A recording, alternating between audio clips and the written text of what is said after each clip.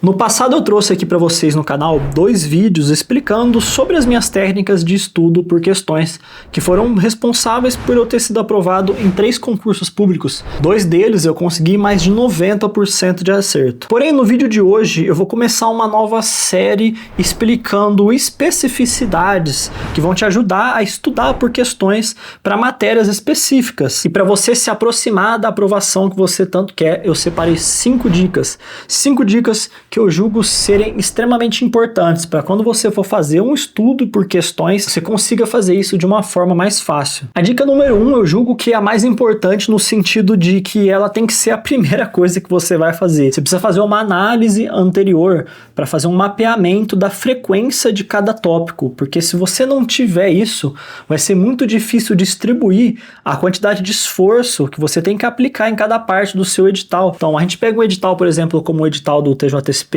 ele tem grande parte da matéria de matemática ali, porém ele ainda exclui algumas coisas que caem em outras provas, como por exemplo PA e PG, algumas coisas de geometria analítica também, uma parte mais complexa como aquela parte de contagem e permutação. E para fazer isso a gente não precisa fazer muito esforço, basta uma pesquisa rápida na internet, você já acha alguns mapeamentos.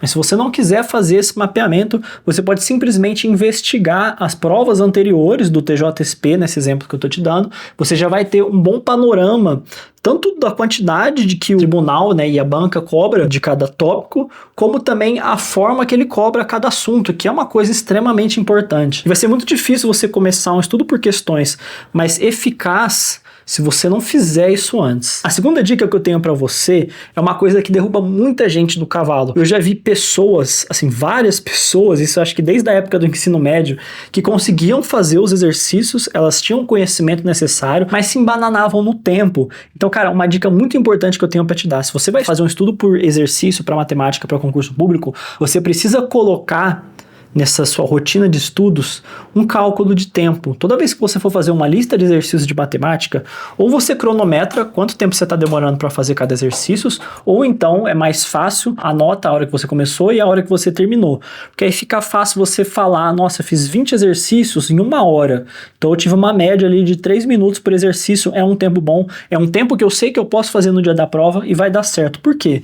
Porque é frequente, é comum que as pessoas consigam resolver os exercícios, porém a pessoa demora 15 minutos para fazer um exercício de matemática. Ele fala, não, mas eu sei fazer o exercício, eu tô fazendo, eu tô acertando.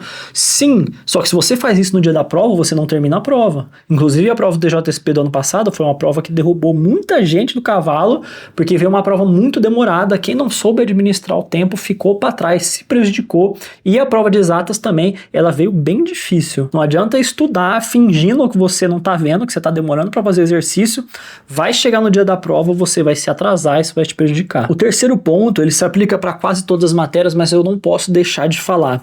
É extremamente necessário que você analise onde você está errando. Então, se você vai separar o seu estudo por questão, por tópicos, para cada tópico desse que você estudar, você precisa anotar quanto que você está acertando e errando de exercícios. Então, se você vai fazer 40 exercícios para cada tópico, você tem que anotar quanto que você acertou de cada tópico. Não basta fazer a lista, olhar e falar, não, essa aqui eu fui bem. Beleza, daqui 3 dias eu faço o próximo tópico. Não basta, sabe? Às vezes o seu ir bem é acertar 75%, só que 75% hoje em dia, em muitas provas, não vai te aprovar, tá? Principalmente os concursos de nível médio. Então a gente tem que ter um controle mais próximo disso.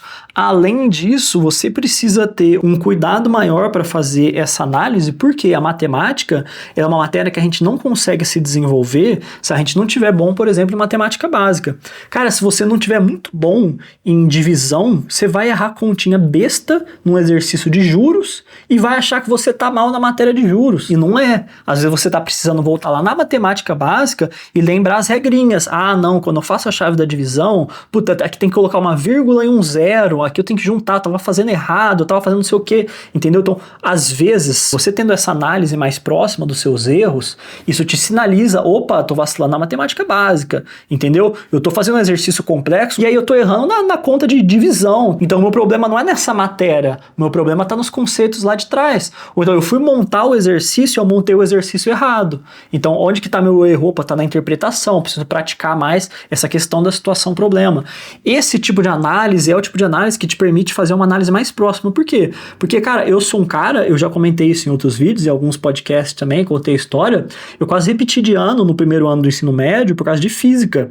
Eu não consegui ser aprovado. Chegou no final do ano, eu fiz a prova lá, a prova final, e não fui aprovado. Eu passei de ano porque eu fui pro conselho e os professores me aprovavam no conselho. Esse era o nível que eu era ruim de exatas. Só que chegou nas provas que eu fiz de concurso, nas últimas provas que eu fiz, eu gabaritei matemática. Eu gabaritei matemática nas 2 provas do TJSP. Então, assim, eu achei realmente um caminho que eu conseguia ver onde estavam minhas dificuldades, ver onde estavam meus erros e, de fato, consertar eles. As pessoas tendem a achar que elas não conseguem evoluir em matemática porque elas não conseguem aprender matemática.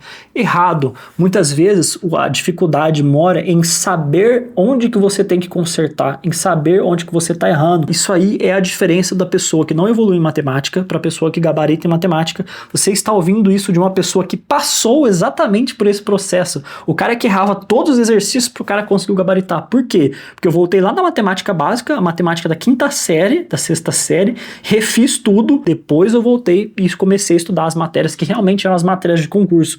Isso me salvou. Então, gostaria muito que você conseguisse quebrar a mesma barreira que eu quebrei e voltar lá no básico para depois a sua evolução, ela seguir uma curva muito mais acentuada que vai garantir a sua aprovação aí na prova que você quer. E aí depois a gente tem a 4ª dica que eu separei aqui para vocês, que é praticar questões tanto de aplicação direta quanto questões problemas. Então você precisa dessas 2 abordagens. O que é uma questão de aplicação direta? É aquela questão que ela já te pede a conta, entendeu? Ela não te faz pensar, ela não pede para você montar um problema, ela não te conta uma história. Ela simplesmente fala, a situação é essa aqui, o cálculo é esse, calcula o valor de X. É legal você ter a abordagem de praticar esse tipo de exercícios e também ter uma abordagem paralela que você pratica situações e problemas. Porque às vezes o cara te dá uma questão de volume, uma questão de geometria plana, uma questão de geometria espacial, esse tipo de questão, e ele não te dá uma figura. Ele descreve os números para você, ele fala, existe uma caixa d'água, é assim, ela foi desenhada pela empresa que aplicou lá num raio de tanto, e aí o dono da propriedade pediu que a altura tinha que ter tanto por causa da altura da casa. Então você teve que ler a história que ele te contou e montar todas as equações. E nesse quesito a interpretação de texto ajuda bastante num estudo multidisciplinar, que é você estar também fazendo um bom estudo de português, com certeza vai te ajudar a você evoluir isso, mas é um ponto de atenção muito importante para você que vai fazer um estudo de questões para matéria de matemática. E o ponto número 5 também se aplica a muitas outras matérias, só que é uma coisa que você não pode deixar de fazer desde que você tenha consciência do que você está fazendo. É interessante você variar a abordagem com bancas diferentes. Mas eu estou estudando aqui para um concurso de uma banca específica. Sim, é verdade. Então, se você está estudando para o TJSP, foca nas questões da VUNESP. Por quê?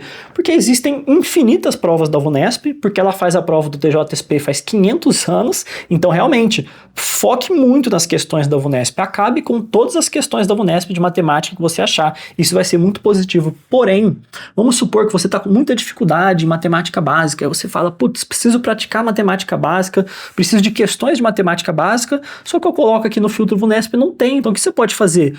Deixa eu colocar aqui no filtro também um Sebrasp, uma FCC, uma Consulplan. Às vezes é interessante você fazer uma misturada assim de bancas para praticar conceitos basilares da matéria, nesse caso da matemática, e aí depois você volta e fala, não, agora eu vou praticar exercício de concurso mesmo para o meu edital, para minha banca, para minha prova, e você fecha ali na banca que você está fazendo a prova, e aí você faz ali. Então é legal você ter essa capacidade tanto de se fechar na banca da sua prova, mas necessitando de praticar algum conceito, cara, eu estou muito ruim em regra de 3, eu preciso de uma variedade de exercícios de regra de 3 para ver se eu absorvo os conceitos matemáticos dessa matéria. Aí você pode abrir um pouco, né? Depois você volta e fala, beleza, agora eu vou estudar a regra de 3 para a banca do meu concurso. Com essas 5 dicas eu tenho certeza que o seu caminho para aprovação ele vai ser muito facilitado.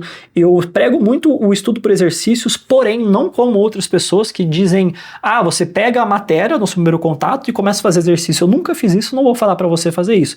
Algumas pessoas fizeram e deu certo, e eu não acho que elas estão mentindo, mas não foi o que eu fiz. O que eu fiz era ver a teoria uma vez e depois eu amassar exercício, eu comer exercício, entendeu? Então eu sempre tinha um contato com a teoria antes. E para a matéria de matemática, que é uma matéria muito prática, estudar para exercício eu acho que é a melhor abordagem. Às vezes em outras matérias que são mais teóricas, isso é mais difícil ou é menos óbvio, mas eu acredito com sinceridade que na matéria de matemática isso é muito bom. Agora, essas são as dicas que eu dou baseadas na minha experiência. Eu gostaria que você pudesse deixar aqui nos comentários também para ajudar as outras pessoas alguma dica de estudo por questões, nesse caso para matéria de matemática, alguma manha, algum macete que você tem aí que pode ajudar o pessoal a fixar a matéria. Por favor, não deixa de deixar aqui nos comentários, é muito legal a gente ter esse espaço de troca entre nós sofredores e concurseiros. E obviamente, se você é concurseiro e não está inscrito no canal, não deixe de se inscrever. Por esse vídeo é isso, muito obrigado e um forte abraço.